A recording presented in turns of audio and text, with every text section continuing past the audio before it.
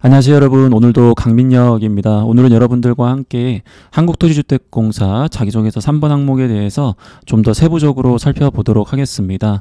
항목 자체가 어려운 느낌도 들지만 아무래도 작년에 있었던 여러 가지 이슈 때문에 이 직업윤리 능력 항목에 대해서는 좀 더 신경을 써야 되지 않겠느냐라는 생각을 여러분들도 하고 계신 것 같습니다. 그러다 보니까 제가 이미 올려놓은 영상에서 이 3번 항목에 대한 질문들이 많이 있었던 것 같고 그 부분에 대한 궁금증들을 같이 해소하도록 하겠습니다. 3번 항목에서 일단 여러분들이 첫 번째 좀 신경을 써줘야 될 부분은 위에서 요구하는 각각의 상황에 맞는 소재를 모두 작성할 것인가, 아니면 한 개의 소재 내에 이러한 부분들을 반영할 것인가. 자, 이 부분을 이제 고민하고 계실 텐데, 일단 저는 여러분들에게 소재를 두 개로 나눠서 각각 접근하는 게 어떤가 라는 추천을 드려봅니다.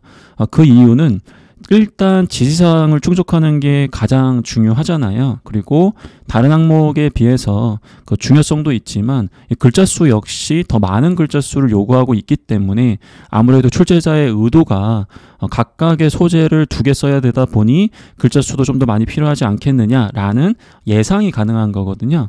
물론 제가 생각했을 때 100명 중에 30명 정도는 한 개의 소재로 이 내용을 모두 반영할 것 같아요.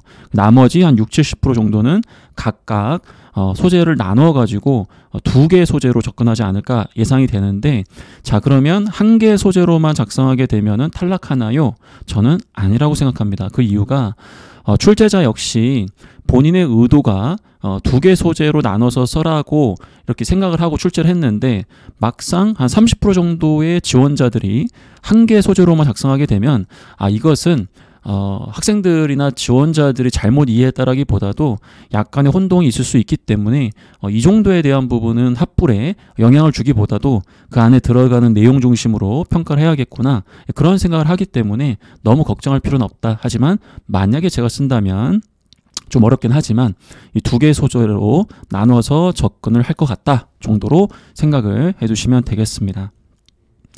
그리고 이 두 번째 같은 경우에는 아무래도 여러분들이 이제 소재를 고민하면서 제일 신경이 쓰이는 게 이 소재가 과연 직무 관련 혹은 기업 관련된 내용일까? 이 생각을 하시는 것 같아요. 가장 좋은 소재는 일단은 이 항목에서 이 직업윤리 능력을 요구하고 있기 때문에 직업윤리 능력과 관련된 생각과 행동을 얼마나 많이 드러낼 수 있느냐, 그런 소재가 가장 좋은 거고요. 추가적인 옵션으로 말 그대로 기업과 직무와 관련된 소재라면 더욱더 좋겠죠. 자, 더욱더 좋다라는 것은 필수가 아니란 뜻이에요. 혹은 주객이 전도되면 안 된다는 뜻입니다. 직무와 관련된 소재이긴 하지만 말 그대로 직업윤리 능력과 관련된 부분들을 많이 반영하지 못한다면 이 소재는 좋은 소재라고 보기가 어렵습니다. 세 번째, NCS 자기소개서는 생각이라는 측면보다도 철저하게 행동 중심으로 강조하는 게 의도상으로 보면 맞아요. 다만 10가지 직업기초 능력 중에서도 특히 이 직업윤리 능력은 행동도 중요하지만 행동 못지않게 생각, 즉 내가 왜 이러한 행동을 했는지 그 목적에 해당되는, 이유에 해당되는 본인의 생각을 적절하게 반영하는 게 굉장히 중요합니다. 그 이유는 원래 우리가 원칙을 지켜나가는 행동을 생각해보면 굉장히 단순하거든요. 왜냐하면 원칙을 지켰다라는 것 자체가 굉장히 단순한 행동이기 때문에. 그러다 보니까 여러분들이 뭔가 좀 드라마틱한 글까지는 아니더라도 자기의 행동에 대해서 구체적으로 묘사를 하고 싶은데 생각해보니까 이건 원칙을 지켰고 내가 올바르게 행동한 거니까 마땅히 뭔가 붙일 게 없는데, 그런 생각이 많이 드실 거란 말이에요. 그래서 더더욱더 내가 왜 이러한 행동을 했는지 그 생각에 대한 부분을 차별화함으로써 여러분들이 정말로 이 직업윤리 능력이 있다는 것을 증명할 수 있어야 됩니다. 극단적인 사례를 들어보면 나는 컨닝을 안 했다. 자, 이거는 이제 행동이잖아요. 그 이유가 만약 컨닝하다 걸리면 큰 화를 당하기 때문에. 자, 이런 지원자가 있고요. 나는 컨닝을 안 했다. 그 이유가 우리 학과의 학업 분위기에 안 좋은 영향도 줄 수 있고 내 스스로 떳떳하지 못하다면 이후에 다른 시험을 볼 때, 다른 공부를 할 때 오히려 더욱 비효율적일 것이라고 생각했기 때문이다. 자, 이렇게 생각했을 때 우리 지원자들이 느낌이 당연히 후자가 더 좋은 거죠. 그래서 생각이라는 부분은 때로는 굉장히 추상적이고 쓸데없는 것처럼 느껴질지 모르겠지만 여러분들의 행동에 날개를 달게 할 수 있는 중요한 요소다라고 생각을 해주시면 되겠습니다. 자, 그러면 이제 각각의 그 요구하는 그 세부 항목에서 우리가 이제 어떻게 접근을 해야 되느냐 그 부분까지 소개를 드려보도록 하겠습니다. 자, 일단 처음에는 이제 편의와 공공의 이익이 상충되었지만 이 조율하여 해결했던 경험이거든요. 만약에 이게 이런 상황에서 우리 지원자가 어떤 선택을 했나요? 라고 하면 100명 중에 99명은 공공의 이익에 부합하는 행동을 했고 노력을 했다라고 하실 거란 말이에요. 그러면 이게 난이도가 굉장히 낮아요. 복붙이 가능하기 때문에. 근데 여기서 둘 다 조율했던 이라는 조건이 형성이 됐기 때문에 난이도가 굉장히 높아집니다. 하지만 저는 이번 영상 외에 앞전에서 강조드렸던 것처럼 굉장히 좋은 질문이다라고 생각을 합니다. 그 이유가 여기 나와 있는 것처럼 지속적으로 우리가 올바른 선택을 하기 위해서는 맹목적인 개인의 희생을 요구한다라는 것은 사실 좀 안 맞다라고 저는 생각을 하거든요. 제일 좋은 건 양자 간의 이런 좀 적절한 조율을 함으로써 꾸준하고 자연스럽게 원칙을 지켜나가는 그런 모습을 보여주는 게 가장 좋습니다. 그러한 측면에서 이 질문은 여러분들 입장에서는 좀 짜증나겠지만 제가 생각했을 때는 한 번 정도 고민해 볼 만한 좋은 질문이 나왔다라고 생각을 합니다. 이 아저씨가 자기가 안 쓰니까 이렇게 얘기하는 거 아니냐 하시는데 너무 어려워하지 마시고 제가 설명드리는 부분 반영 한번 해보시기 바랍니다. 자, 그럼 여기서 얘기하는 편의, 이익이라는 게 대체 어떤 거냐? 어떤 범위까지 우리가 설정할 수 있느냐? 주의해야 될 것은 위법이라든지 이 부정 등에 포함되는 그러한 편의라고 느껴지는 부분들은 조건 자체에 성립이 안 됩니다. 예를 들어서 여러분들이 컨닝을 할 수 있는 상황이라서 이 상황 자체를 여러분들이 편의라고 생각하시고 이익이라고 생각하시면 요거는 좋은 소재일 수가 없다라는 거죠. 왜?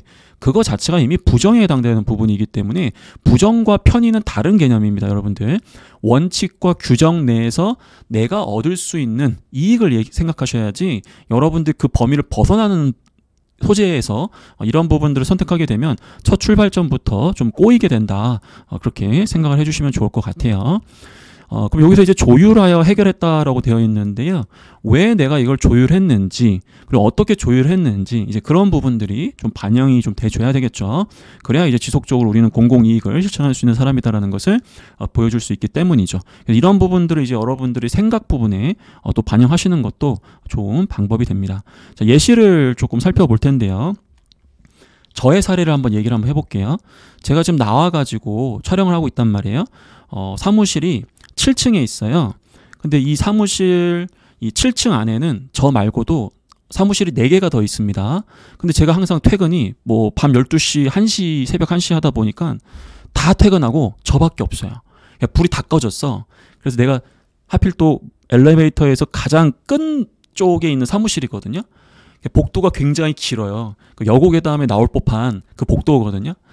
문을 닫고 뭐 그 전에 이제 불을 끄고 딱 이제 내가 나가면 칠흑 같은 암흑입니다. 안 보이는 게 문제가 아니고 무서워요, 여러분들. 자, 그래서 강민여기는 제가 원칙 내에서 누릴 수 있는 편의가 있어요. 예를 들면 제가 저녁을 먹고 들어올 때 미리 그 엘리베이터 앞에 있는 그 복도 등에 불을 켜놓는 거죠. 그러면 제가 나중에 퇴근할 때쯤 되면은 앞부분은 좀 어둡더라도 그 뒷부분이 밝기 때문에 그렇게 무섭지가 않거든요. 그리고 이거는 규정에 어긋나지 않습니다. 왜냐하면 제가 관리비도 내고 뭐 엄청나게 불필요한 그런 에너지를 낭비하는 건 아니기 때문에. 자, 근데 그래도 이 전체 건물의 공공의 이익, 그리고 우리나라가 얼마나 에너지가 귀한 나라입니까? 그래서 우리 사회에 그런 에너지를 절감한다라는 그 이익에는 사실 미리 그렇게 불을 켜놓는 게 약간은 좀 상충된다라고 생각을 하고 있는 거예요.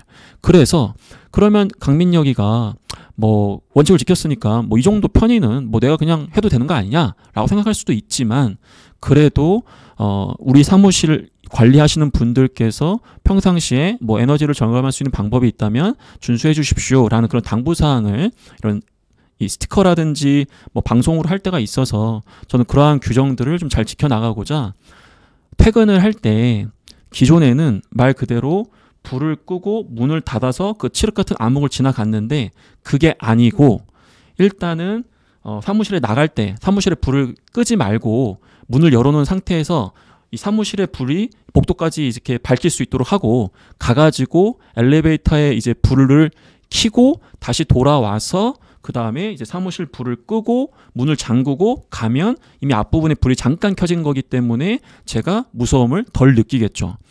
아니 이거 듣다 보면 뭐 굉장히 이건 편의가 아니라 굉장히 좀 귀찮은 거 아니냐. 근데 복도가 한 15m에서 20m밖에 안 되거든요. 뭐 그 정도의 제가 에너지를 소비하는 거는 저의 건강한 체력 관리를 위해서도 좋을 것 같고요. 더 중요한 것은 제가 이렇게 스스로 우리 공공의 이익을 지켜나갔다라는 생각 때문에 굉장히 좀 뿌듯하다라고 하면 약간 오바일 수 있겠지만은 저 스스로도 뭐 좋은 마음을 갖고 행동으로 옮길 수도 있고 두 번째로는 이러한 행동을 했기 때문에 그 엘리베이터 앞에 불을 켜고 돌아오는 과정에서 내가 혹시 문 잠그기 전에 뭐 놓친 거 없나?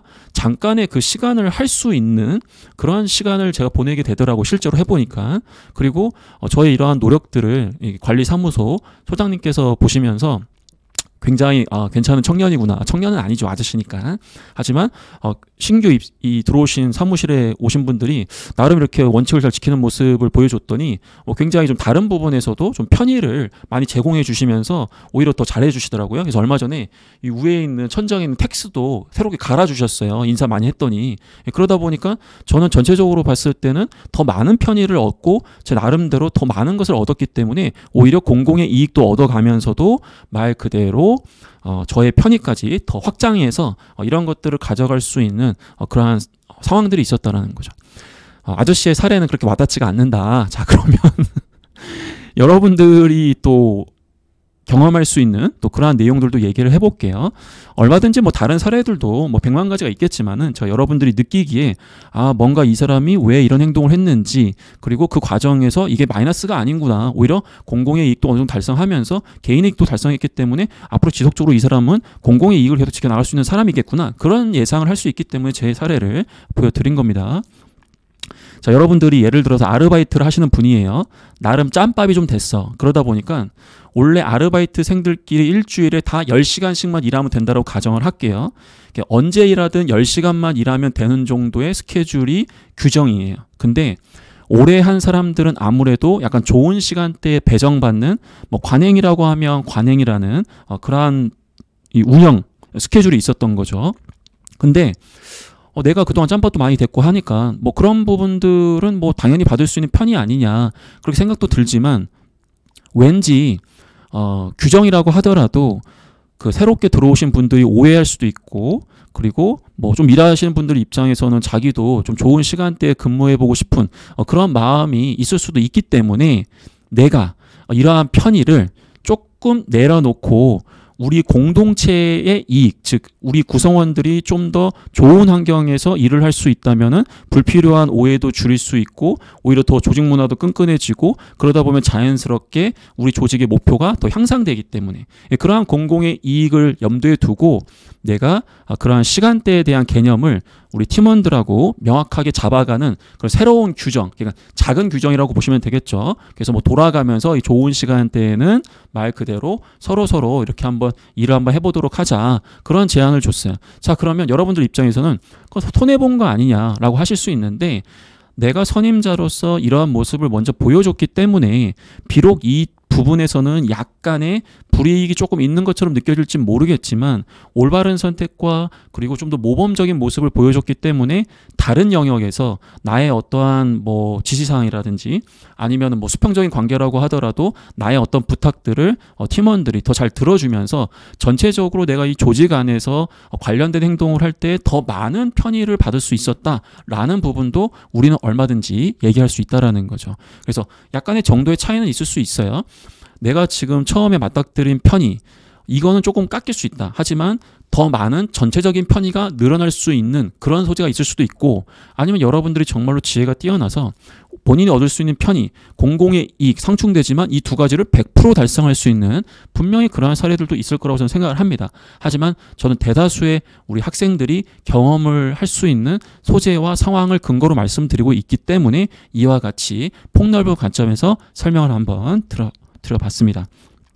그럼 여러분들이 왜 이렇게 조율했느냐? 앞에서 얘기했던 것처럼 공공의 이익을 먼저 생각을 해야 되는 부분이 당연하고, 그리고 이러한 부분들이 달성되고 나서 내 편의를 추구했을 때 더 큰 만족감이 있을 수 있다고 생각했다. 뭐 이런 이유를 덧붙일 수도 있고, 아니면은 내 편의도 중요하지만 공동체의 이익을 함께 달성해 나가면서 주변에 있는 사람들과 좋은 관계도 유지하면 그런 것들이 결국 나에게도 더 좋은 만족을 줄 것이다 라는 뭐 여러 가지 생각과 이유에 해당되는 이제 그런 부분들을 얘기할 수 있겠죠. 자, 그 다음에 여기서 얘기하는 이제 손해나 불편함을 감수한다라는 건 약간 느낌이 좀 다르긴 해요. 그래서 어떻게 보면 동전의 앞면과도 같은 내용이긴 하지만 약간의 포인트가 다르기 때문에 그 부분에 맞춰서 설명을 좀 드릴 거고요. 그리고 여기서는 조율이라는 측면보다도 공익적 선택을 했다라고 하니까 난이도가 좀 낮아지긴 했거든요. 근데 이 상황에서는 본인이 이제 말 그대로 얼마나 조직을 위해서 약간의 희생을 좀 더 할 수 있느냐, 약간 그런 측면이기 때문에 그 부분에 대한 사례를 말씀드리고, 특히 이유에 대해서 추가적으로 강조하라고 했기 때문에 이 부분을 반영해 주셔야 되겠죠. 자, 이건 이제 여러분들 사례로 두 가지를 말씀드려 볼게요. 그 퇴사 직전에 여러분들이 추가 업무를 발견한 거예요. 예를 들어서 여러분들이 뭐 편의점에서 아르바이트를 했는데 내가 이제 곧 다음 주에 퇴사를 해요. 근데 내가 어느 날 보니까 그 창고가 좀 재고 정리가 좀 안 돼가지고 내가 있을 때는 상관이 없는데 나중에 내가 퇴사하고 나서 왠지 다음 이 아르바이트생이 근무하기에는 좀 힘들거나 뭔가 문제가 발생할 것 같은 거야. 근데 사실 나는 그냥 퇴사해도 되거든. 뭐 이 업무가 뭐 나의 메인 업무도 아니고 어떻게 보면은 내가 그냥 근무 기간 안에 어쨌든 다른 업무를 열심히 할 거기 때문에 뭐 크게 문제가 없는 것처럼 보일 수 있다라는 거죠. 근데 그럼에도 불구하고 본인은 높은 책임감, 높은 책임 의식을 바탕으로 이거는 내가 아무리 퇴사를 한다고 하더라도 나중에 문제가 발생할 수 있는 부분이기 때문에 내가 조금 더 바쁘더라도 뭐 근무할 때 손님이 없을 때 부지런히 가가지고 조금씩 정리하고 좀 생각을 해서 뭐 이렇게 어떤 뭐 리스트를 만든다라든지 어떤 가이드를 만든다든지 한다면 분명히 다음 사람들이 더 좋게 일을 할 수 있다. 그래서 내가 내 손해, 불편함 이런 걸 감수하고 우리 조직을 위해서 이러한 행동을 한다라는 거죠. 그럼 왜 이런 행동을 했나요? 라고 한다면 여기서 우리는 건전한 직업윤리 능력을 발휘하게 된 계기를 얘기해야 되겠죠. 말 그대로 그동안 나에게 잘해주었던 팀원들에 대한 최소한의 예의라고 생각했다라고 할 수도 있는 거고요.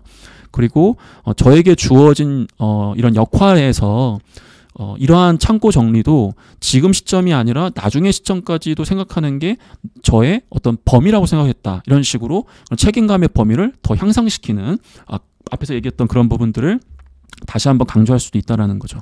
아니면 뭐 이런 부분일 수도 있을 것 같아요. 여러분들이 예를 들어서 뭐 크리스마스 기간에 휴가를 받았어요.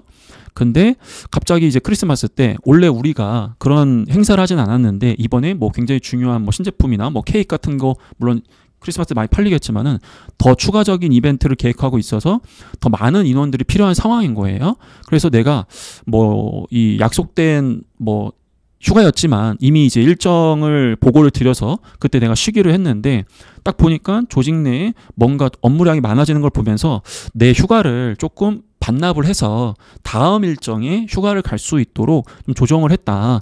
그럼 왜 그런 선택을 했느냐라고 했을 때 마찬가지인 거예요. 만약에 내가 업무를 하게 되는데 업무량이 갑자기 많아져서 고생을 하는데 그 원래 휴가 가기로 했던 팀원이 나를 도와준다면 나는 굉장히 감사한 마음도 갖고 있을 거고 나도 나중에 그런 친구들을 도와주고 싶은 마음이 생길 것 같다.